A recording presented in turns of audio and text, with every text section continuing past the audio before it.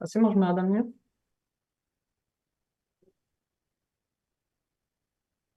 Recording in progress.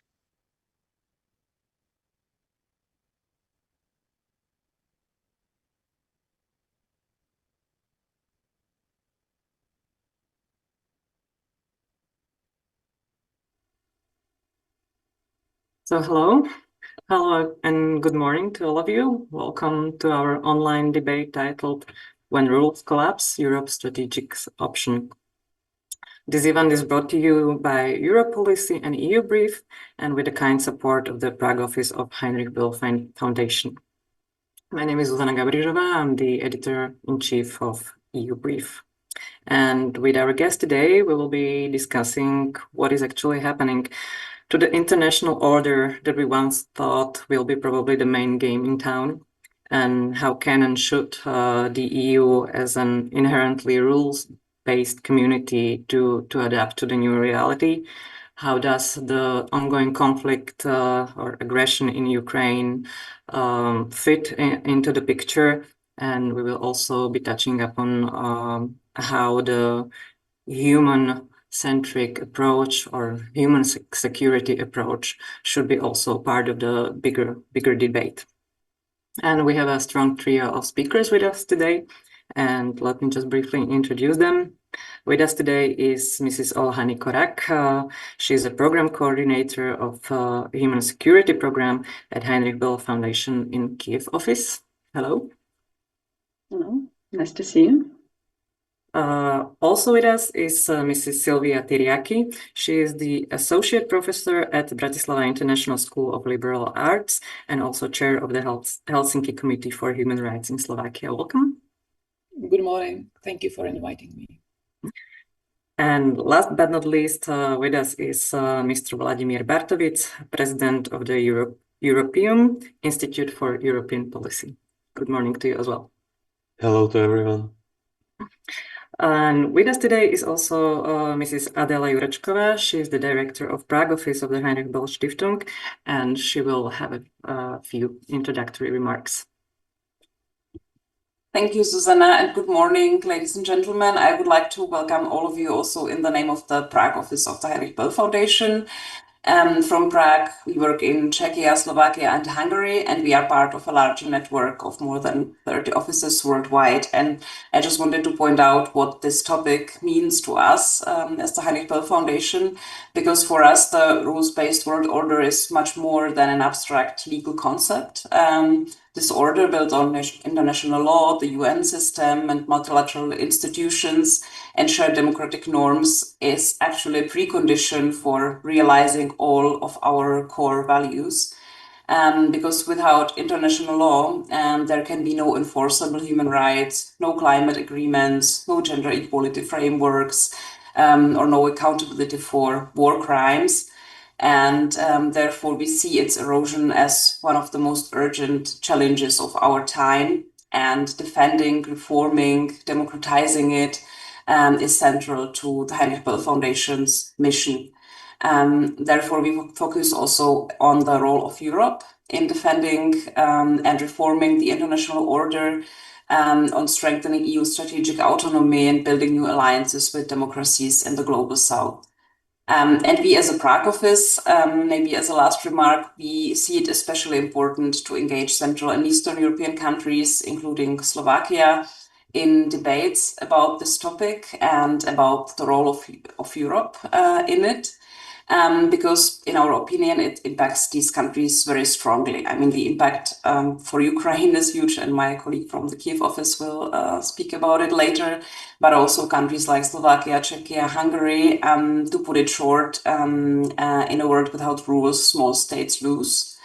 But on the other hand, if we put it in positive terms, through multilateralism and within a functioning rules-based order, these countries can punch above their weight. And therefore, I'm really curious how this discussion will go, and I'm very glad that we could help organizing it. Thanks to our speakers that you accepted our invitation, and especially to euBrief for initiating and organizing this event and for our good cooperation. And I'm looking forward to the exchange. Thank you. Thank you very much. It has been our pleasure. Just before we get into the debate, for those who are following us here directly in Zoom app, there is also this Q&A widget where you can pose and write questions if you have some to our speakers, and I will do my best to incorporate those questions or remarks to the debate in the last part of the time that we have for this debate, 60 minutes exactly. Yeah, so let's get into it. I mean, I would like to start with your take, and this is the question for all three of you on the changes that we are seeing in an international environment. Because looking at the news, it really feels like the international order and the rules that we have, however imperfectly they have been applied, are basically collapsing before our eyes daily. In your view, what is the extent of those changing? What is the extent of this erosion that we are currently experiencing? Do you think it's more of a return to the past? It's like 19th century politics, or are we witnessing of the creation of something entirely new that will be dictated by new realities? Whoever wants to start, maybe I'll start with Mrs. Tiryaki. Well, I mean, it's a very relevant topic. It's a very relevant question, and what we are facing today is definitely a profound crisis of international system and international order. However, I don't think that what we are witnessing is a collapse. Perhaps it's more like a reshuffling or a remake of it. And I understand your point when you ask whether we are returning to 19th century order. It might look like that because we see the return of sphere of influence, like the competition in military deterrence, and also the return of transactional power politics. However, when we take into consideration also the fact that all this is happening within very interconnected and interdependent systems like, I don't know, supply chains or energy markets, social media, just name it, like financial networks. We see that we cannot go back to 19th century because the ground is not there. Yeah, the ground is different. So what we are perhaps witnessing is something like a new make, and it would be something of a hybrid of geopolitical realism, but also a global interdependence, but in a highly confusing manner, in a not really, maybe destabilizing or unstable way. What we shouldn't underestimate, however, is the way how the international laws, how the international norms are being breached. So it is not new, like law in general has been always breached, but the way how the superpowers and how in general, like international actors, how they don't bother even to frame it or to somehow justify the actions within the international normative framework, that should bother us. And Europe is especially susceptible to this. To these challenges. It's more vulnerable because the raison d'être and also the reason why it was established in the past was that the law integration and interdependence would gradually replace this historical power politics. So I think yes, I mean it's the high time to talk about these things. Thank you, Mrs. Nykorak. Yeah, thank you for giving me this chance to represent briefly Ukrainian perspective. I don't want to be like gloomy Cassandra, but also sugarcoating can be dangerous, and we noticed it during the last 4 years in Ukraine. So perhaps my opinion isn't popular, but this erosion of a rules-based democratic international order is very slow, really, but gradual, and it did not begin recently, and it has simply become too visible to ignore now. In this part of the world, we probably understand this particularly well, because even before 1989, for the states of the former Warsaw Pact, and before 1991 for Ukraine, the Soviet Union played essentially the same role that Russia plays today. So it sought regional hegemony and attempted to maintain its sphere of influence through both covert and overt actions. And what prevented this system from continuing was not a sudden, like, democratic transformation. Russia was never an emergent democracy, but the fact that the Soviet Union itself had already become deeply structurally collapsed and ultimately unsustainable. So Russia in the 90s under Boris Yeltsin was not this emergent democracy, as I mentioned, in any idealized sense, but it was institutional chaos. So it was an exhausted empire deprived of its resource periphery, including Ukraine. So already in 2001, it was shocking for me to know that Russia adopted a federal constitutional law regulating the admission of a new federal subject into the Russian Federation through the annexation of a foreign state. So it happened 25 years ago. Already at that time, this law is in open access, but just no one paid any attention to that. It became particularly acute in 2008, of course, with the occupation of roughly 20% of Georgia's territory, and unmistakably visible in 2014 with the annexation of Crimea and the Russian proxy occupation of eastern Ukraine. So the question is whether we have enough tools to sustain this rules-based order, because rules are truly rules only when violations inevitably lead to punishment. Otherwise, what exists is merely a consensus among those who voluntarily agree to follow them, like the European Union and previously the United States. So Russia has practiced a form of this liminal aggression because violating norms step by step didn't cause any punishment for them. So escalating further once it realized the would be no serious consequences for Russia. So in a certain sense, this logic is even predictable. If there's no punishment, why follow the rules at all? So this erosion becomes very visible with, of course, Trump election. But after all, Trump was elected, and that in itself says a great deal about the societies. Yeah, about the societies all over the world. So in the case of the United States, for example, Donald Trump's approach towards Ukraine reflects a form of isolationism, but this is far from alien to American foreign policy traditions. We can recall the strong reluctance toward involvement before the Second World War.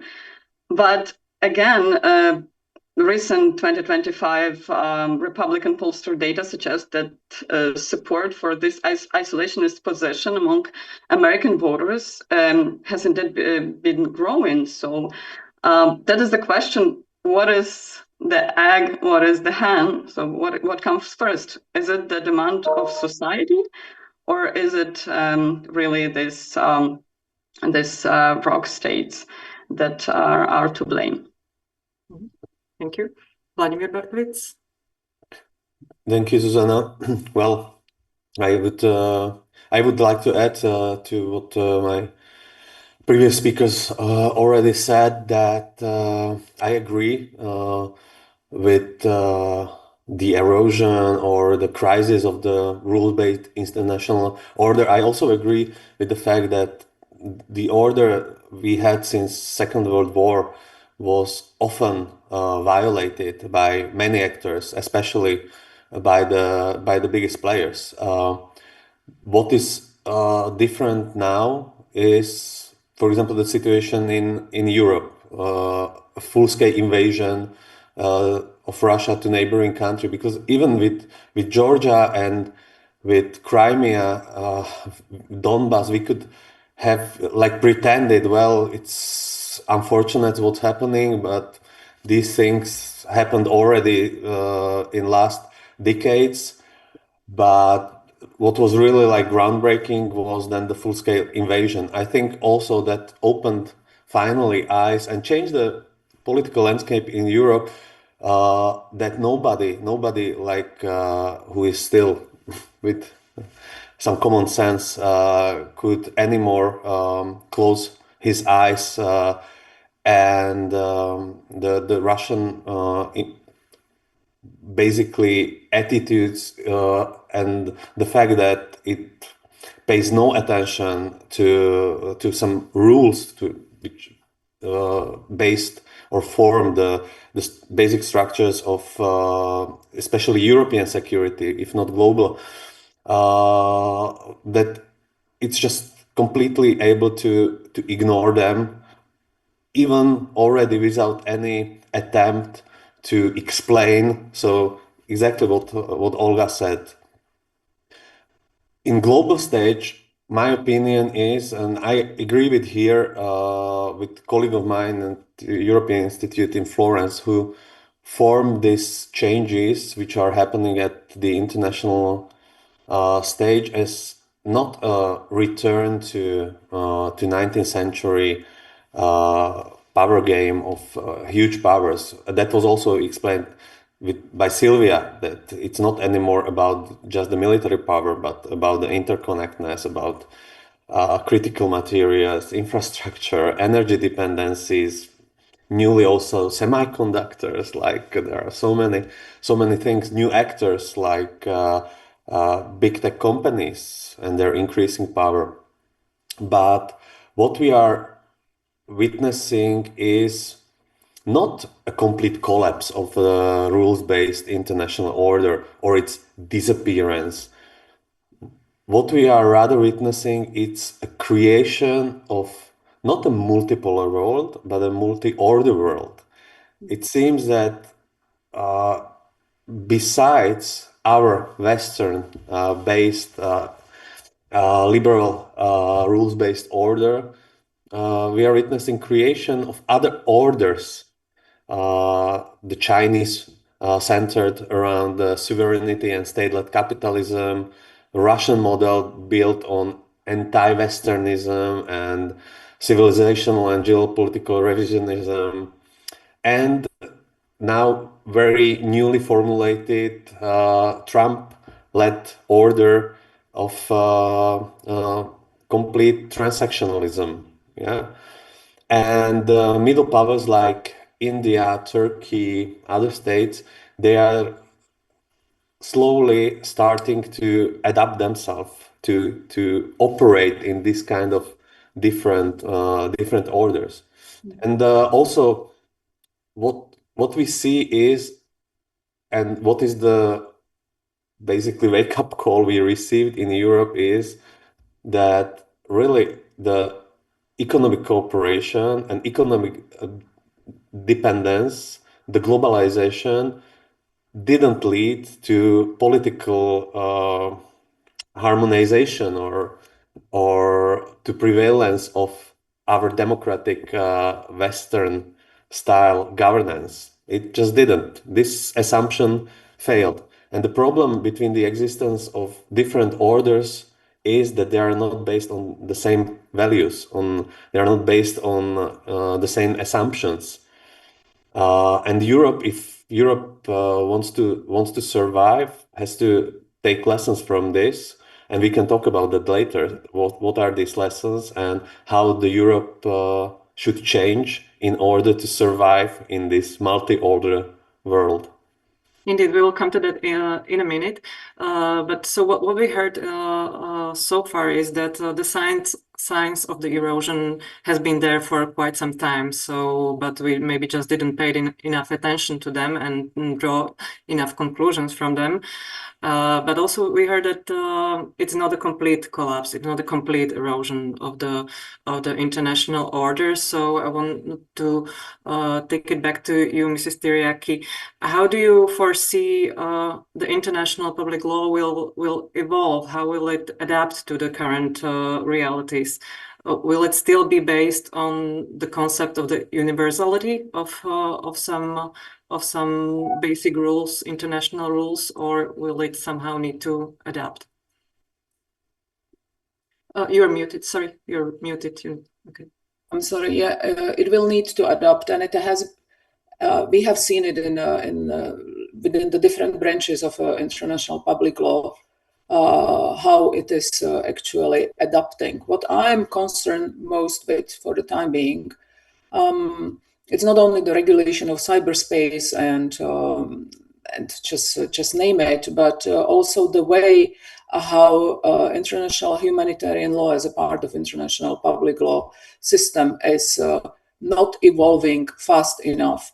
And it's not responding to the current challenges, because what we see with the international or what we see with the warfare today, the categories of combatants and non-combatants are being blurred. Also, the battlefield is not defined anymore. So the international humanitarian law was codified by the end of the 19th century, and then with the Hague Conventions in the beginning of the 20th century with 1907, and then Geneva Conventions, and that was basically defined in such a way or designed in such a way that the civilians are taken out of the conflict and are supposed to be protected and are protected.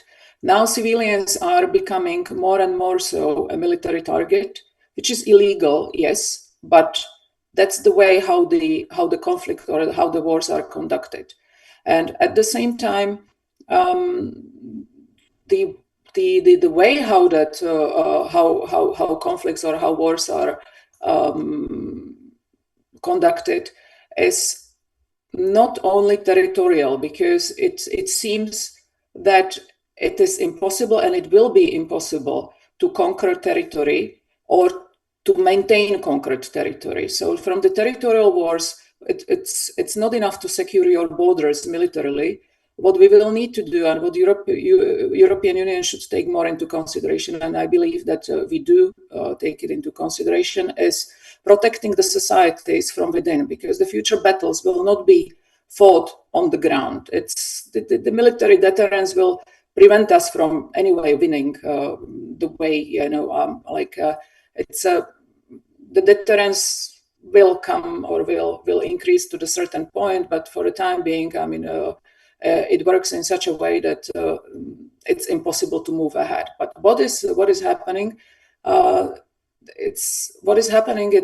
is changing to the societal warfare, and the societal warfare within the societies will be won or will be conducted through destabilization, using disinformation, all these hybrid tools. What we know, what we are facing, will be used more and more so. And the European Union, as an open society, the opposite to autocratic regimes, is much more vulnerable to these types of the threats. So international law is changing.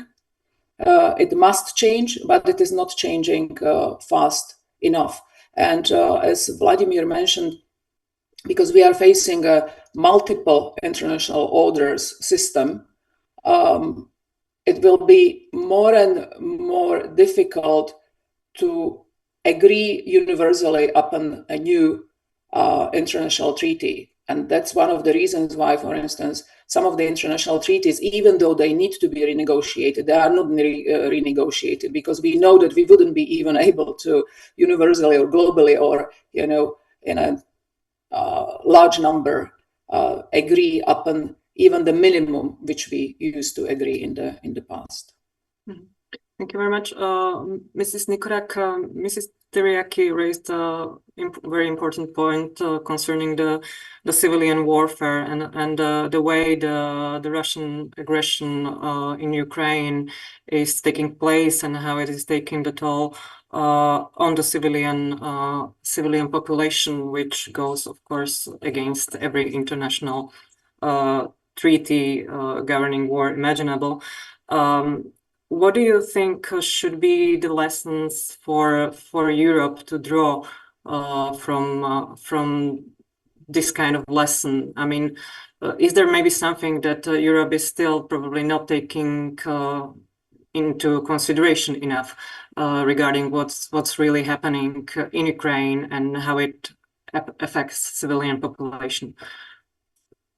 Yeah, first of all, there are just general lessons probably to be learned, not just for Europe, but also for Ukraine. And I'd like to elaborate on what Ms. Tiryaki already said, that distance has lost its meaning, but time also has become extremely compressed. And there are, as for me, two reasons for that, because this is partly due to drones, and we cannot ignore them.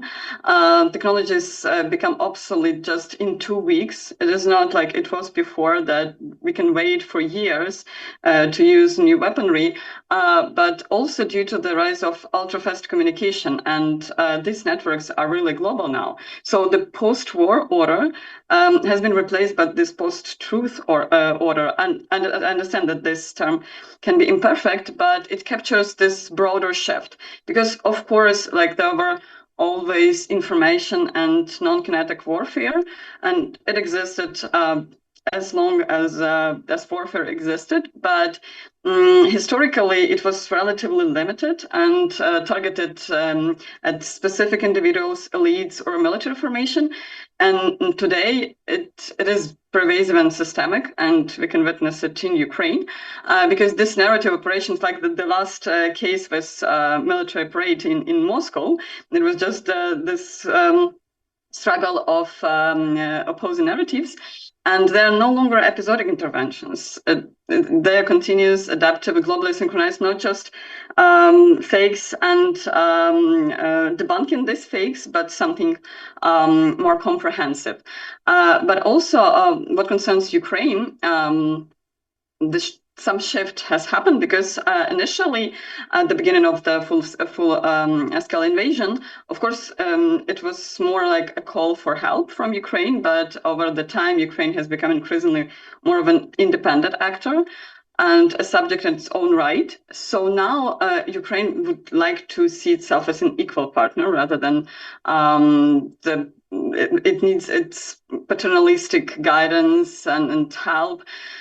So Ukraine has something to offer, of course, in terms of first-hand security experience on the battlefield, military technologies, but it is also clear for us that Ukraine has its own vulnerabilities and limitations. So there is also homework for Ukrainian civil society to sustain democracy, to monitor the consistent implementation of the European integration course. For example, probably 3 weeks ago, again, after electoral defeat of Orban, European Union member states again discussed this fast-tracking Ukraine's membership, that it could fundamentally alter the bloc's political balance and weaken the idea of full membership. So there are proposals offered by Germany, by France, about some kind of intermediate integration for Ukraine without full voting rights, without access to budget. And of course, this is also it has some precedence in the past, because there are inevitable parallels with the François Mitterrand's idea of European Confederation, which was once envisioned also for then Czechoslovakia. And what is usually probably omitted, or maybe not always mentioned, that Ukrainian population also has its own expectations because of this price that was paid during all these years. So Ukraine tends to see also this kind of formats as a waiting room, a structural obstacle for the full membership, of course, rather than a step towards it. But also a key factor is that for Ukrainians, European integration is not just about waiting for an end, but also this continuous reform, and also kind of pressure on our current government, strengthening our checks and balances. This includes also building anti-corruption infrastructure. This includes also reforming the judiciary, which is vital for sustaining democracy even under martial law. So these tangible results are already visible. So it's not just about the security situation that can cover all the rest of issues that arise in Ukraine. So public discourse focused heavily on current Yermak process, for example, but it is equally important to see this institutional development in Ukraine. For example, appointment process for the head of the Bureau of Economic Security, or selection of the High Council of Justice members as governance bodies. What concerns humanistic approach, it is really difficult issue in Ukraine, because international humanitarian organizations, at least in the Ukrainian context, they tend to have rather poor public image here. Because if one looks at public opinion surveys, for example, there was data from organizations such as Westminster Foundation for Democracy, and institutions that enjoy the highest level of trust are usually armed forces, even security service, veteran organizations, NGOs, but rather grassroots NGOs rather than international humanitarian organizations. By contrast, for example, organizations such as the International Committee of the Red Cross or the United Nations, Amnesty International, are perceived as detached international elites who fail to understand the basic moral reality of the war. So who the aggressor is, who the victim is. For example, one illustration of this perception, which is particularly clear, following a massive Russian strike 2 years ago with large numbers of civilian casualties, the UN's social media accounts posted this congratulations marking Russian language day. So for many Ukrainians, this was perceived just something profoundly insensitive. So basic minimum for a humanitarian, human-centered approach is that people expect empathy and ability to avoid this bureaucratic cynicism. But even that often appears difficult for large international institutions. So what is probably the lesson about this human-centered approach from Ukraine is that international humanitarian law increasingly risks becoming more about abstract humanity than about individual human beings. In many ways, it can feel even more detached than, for example, the central government or traditional hard security discourse. For example, yesterday, 2 teenage sisters were buried after Russian airstrike. Their father had already died early on the battlefield. And for a moment, just try to think about the war not as a shield of democracy, not a frozen conflict, but through the perspective of this one family. And it's not about like some emotions, but rather about this perspective of just one particular family. What does it mean for security? Mm-hmm. Thank you very much. Mrs. Tiryaki, do you see that the international public law will be able to offer some remedy once the war in Ukraine ends and provide some form of justice for the victims in Ukraine? You are muted again, sorry. Yeah, accountability mechanisms are there. It is not that they disappeared, right? But what we are facing, or the problem, is selective enforcement. Mm-hmm. So it's very difficult to answer this question because empirically we see that the selective enforcement is in place. And so sanction mechanisms is there. UN institutions, bodies are there. International Criminal Court is there. International Court of Justice is there. So just name it, we have it. And we have also domestic court systems.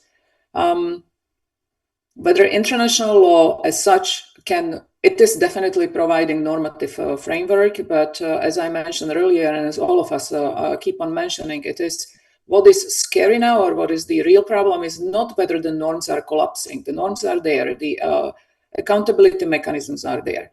What is missing is the willingness of international actors to even try to justify within this normative network or framework their actions. So in the past we saw I don't know, at least some attempts to sugarcoat it with humanitarian intervention or, need for defense, or at least something. And we see the increasing erosion of this need. Thank you. Vladimír Bartovic, Mrs. Nykorak was talking about the discourse around Ukraine's membership in the European Union, how various models are basically offered. And I would like to maybe widen the question a bit. Isn't part of the response to the new international reality in Europe, shouldn't it be more of, I don't know, variable geometry? I mean, more flexibility in the European integration, maybe not to always the need to have all 27 countries or even more on board, but to make the union more flexible, more focused on particular interest of the countries to be able to counter all these international pressures that there are. Thank you, Zuzana. This is a very pertinent question. It's since the EU was created, this discussion is there about the flexible geometry, flexible integration, about the core Europe, and so on. So far, what was the biggest asset of the European Union was the unity, the fact that when the EU has made steps, they were based usually on unity. This is even happening in the areas where there is no unanimous decision making in the European Union. Me personally, I still think that the countries which are applying to the membership to the European Union should become members of the Union, full stop, with all the rights and all the obligations.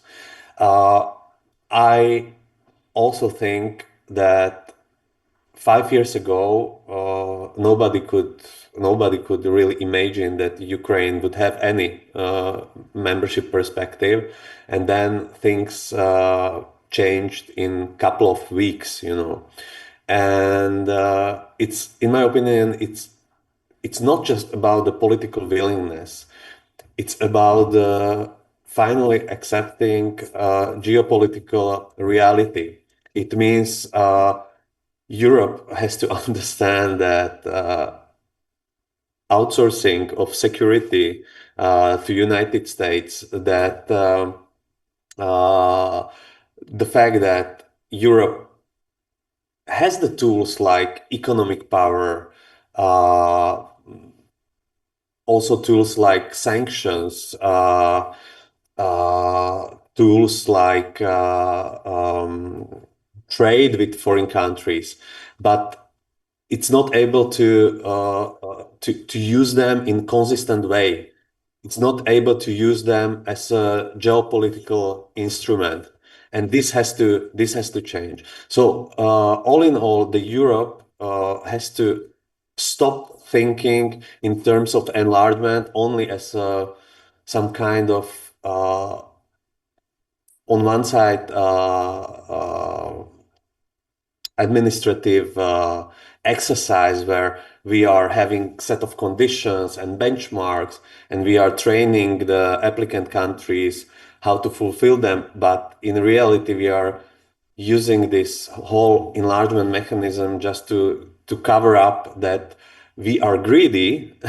We do not want to share our resources, our money with the new members, and we have to accept that either these countries will be with us, I mean the Western Balkan countries, but also Eastern European countries, or we will lose them. We cannot prolong anymore the enlargement process, which takes more than 20 years with Western Balkan countries, because we have lost already 90% of our credibility. Yeah. So I'm absolutely sure the enlargement must happen. I am a big fan of a full fledged membership of the country. But of course, the reforms in the EU have to come hand in hand with that. I remember I was 20 years old. I was a journalist for a magazine covering European affairs and integration process.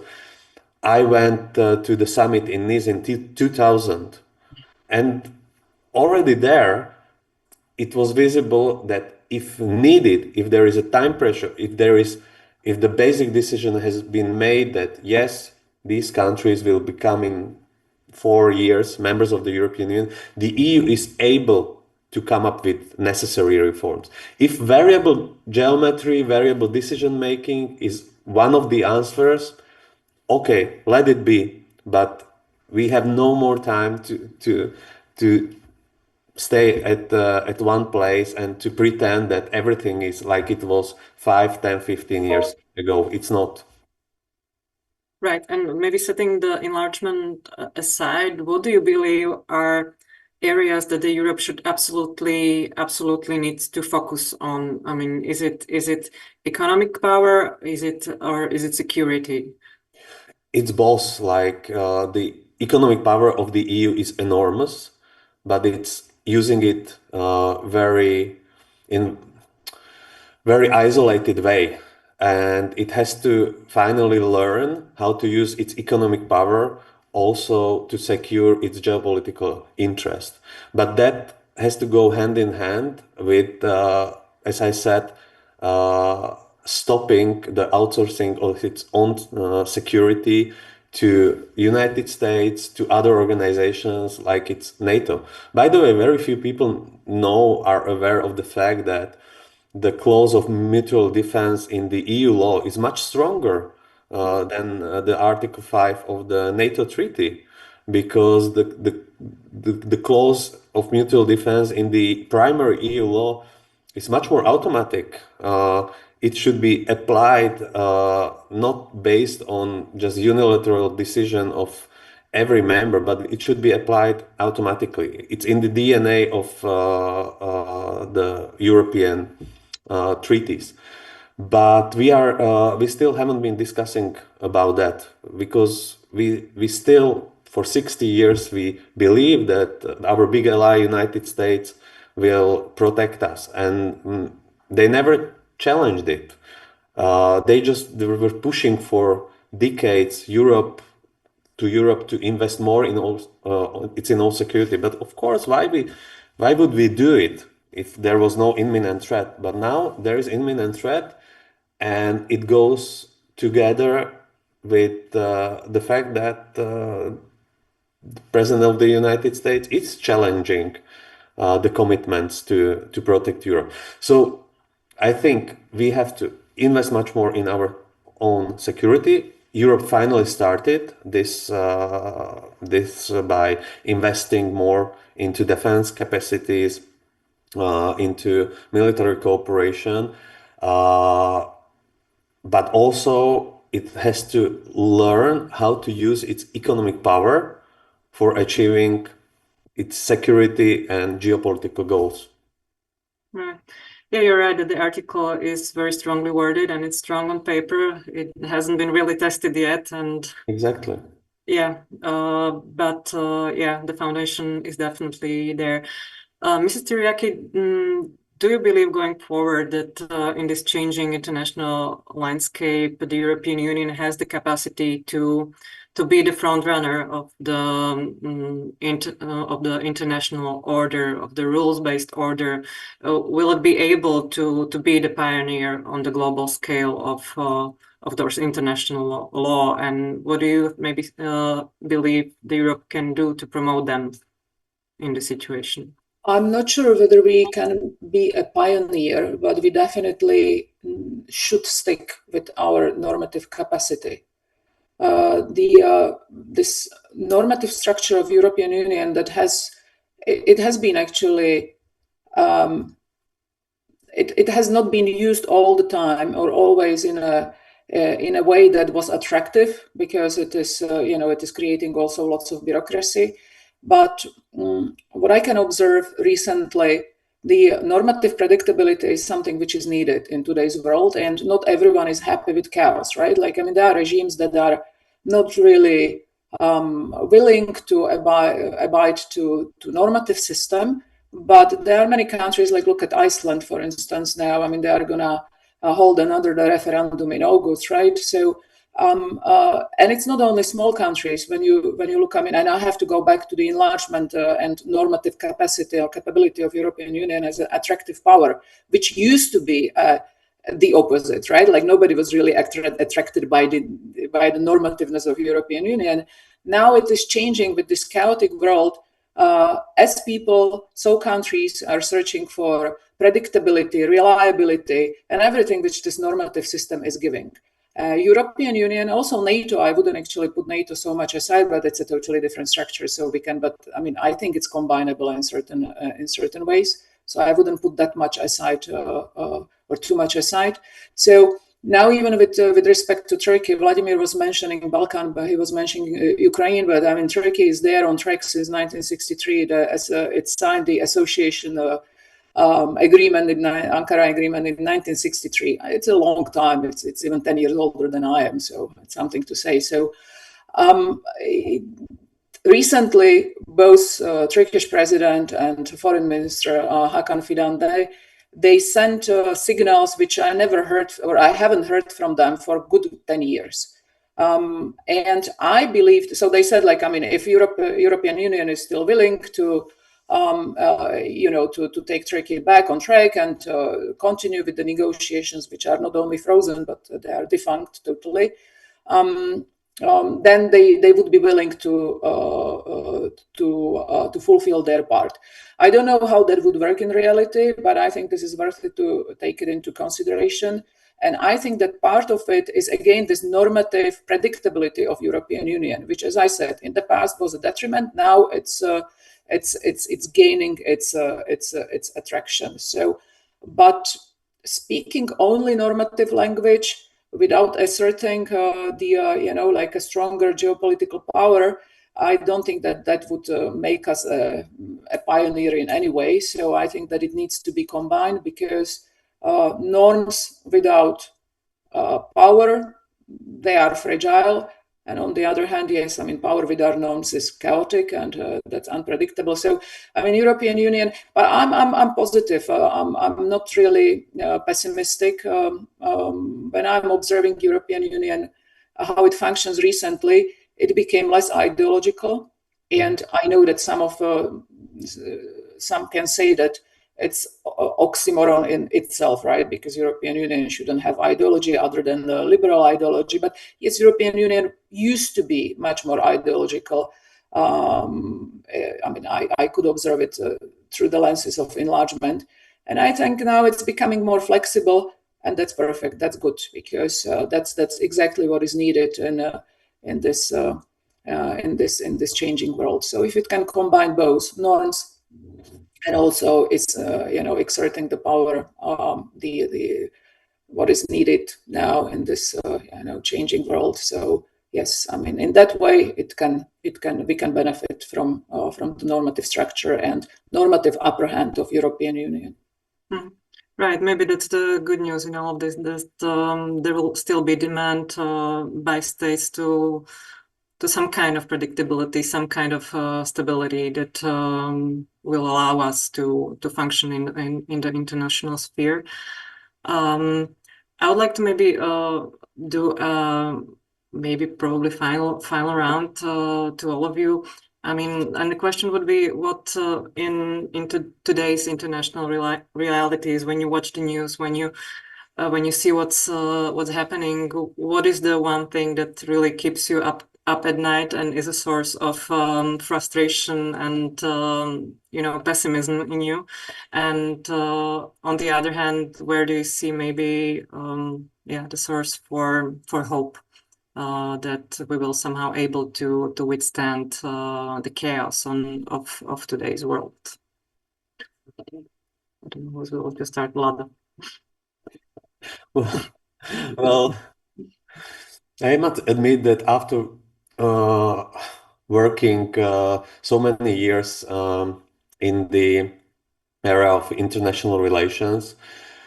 And I always been kind of optimist, you know, eternal optimist. It's more and more difficult to remain optimist because the fact is that, yes, for many years, at least we in Western Central Europe, we had very easy life in terms of living our lives. We've been witnessing years of prosperity, of continuous growth, and all these securities are in the last couple of years are shaking, and these kind of issues are not coming already just from the east, which we were used to it, but now they are coming also from the west.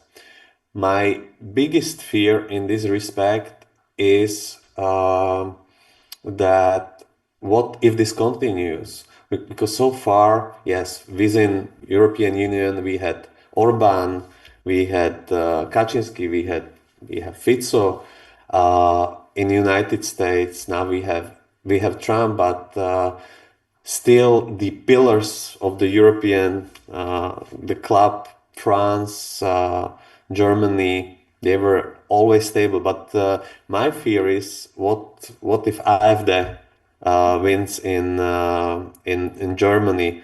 What if Le Pen or Bardella wins in France? Will they, and that's our hope, will they start acting like Meloni in Italy? You know, be moderate, be awaken. If we are talking about being clear who is the villain, who is the enemy, and who is the ally, or they will continue in their policies, in their opinions they have now. Because if this will be the case, it can be the start of disintegration of the European Union. That already started with the departure of the UK, but since that was such a bad example, even for UK citizens, all the debates in other member states about the possible Czechzit and Polish exit and so on, very quickly vanished and stopped.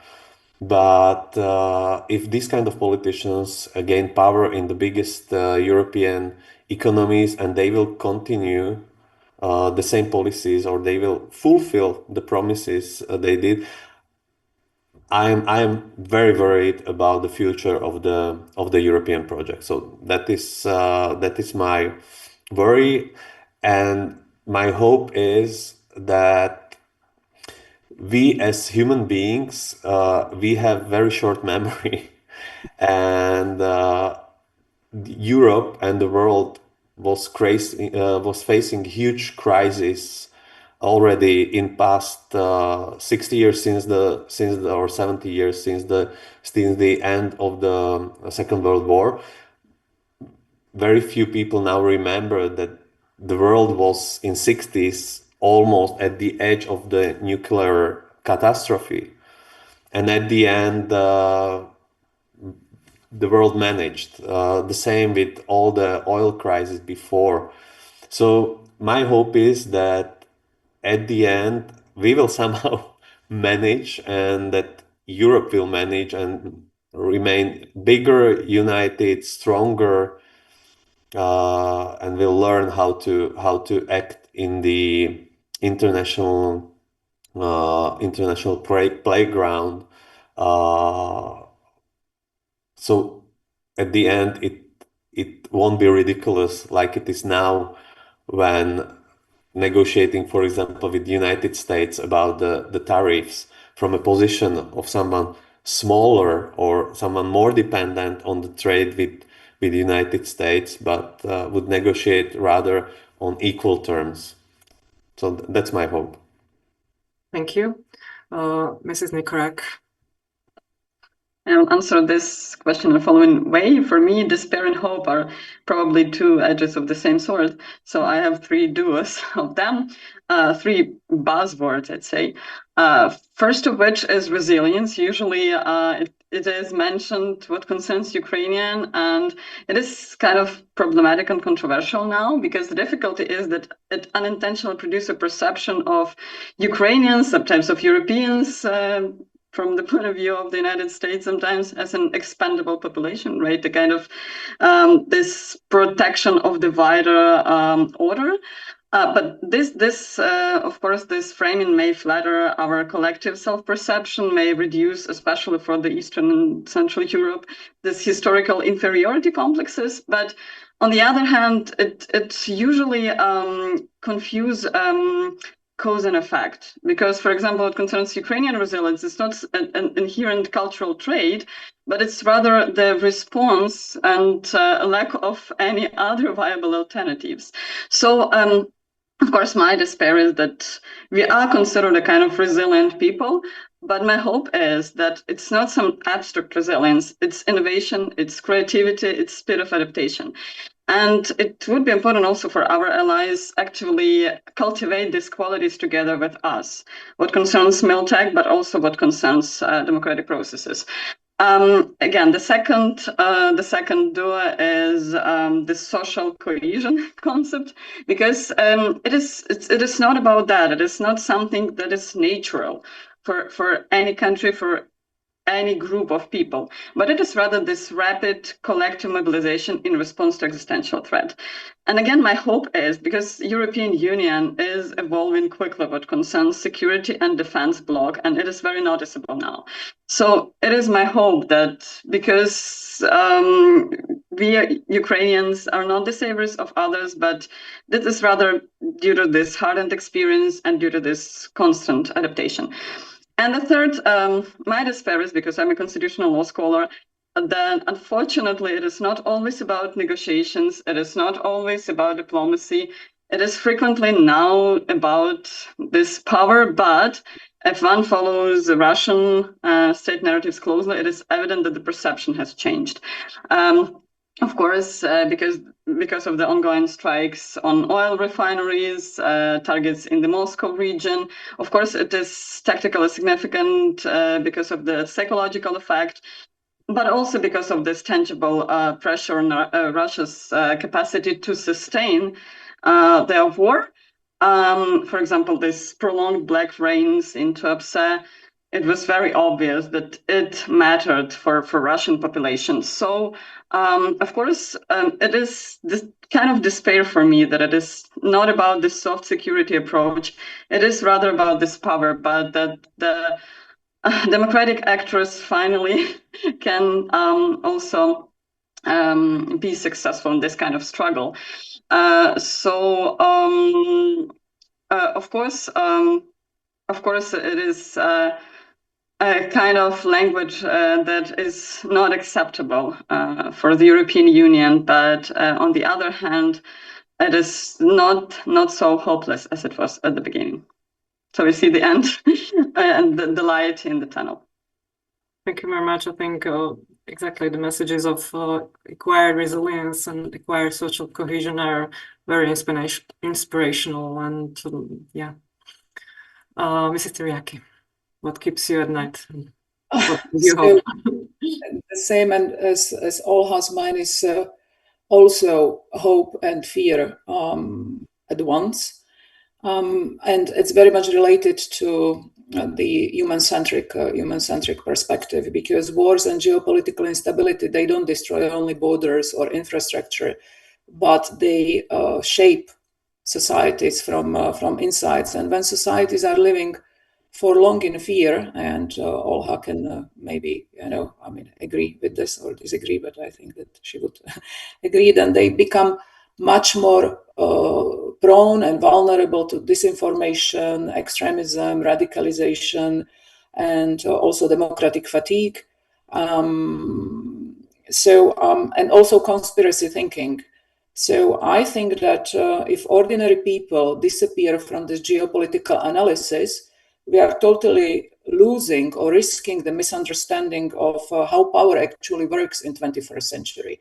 And I mentioned that the way how the battles are going to be won is moving from the battlefields that are anyway not defined to societies themselves. So, and democracies are especially particularly vulnerable in periods of prolonged security.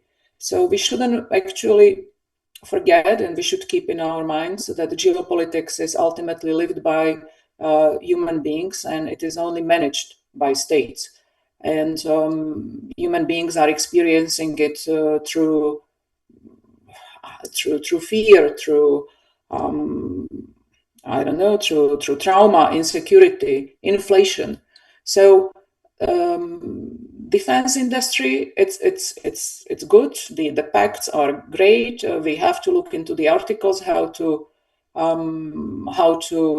increase our operational swiftness, because that's what European Union needs. We are slow in comparison to many autocratic regimes, but at the same time we have to work on societies. And so I would finish with this human-centric perspective, that's something what if we lose this, if we lose this perception, we lose it all.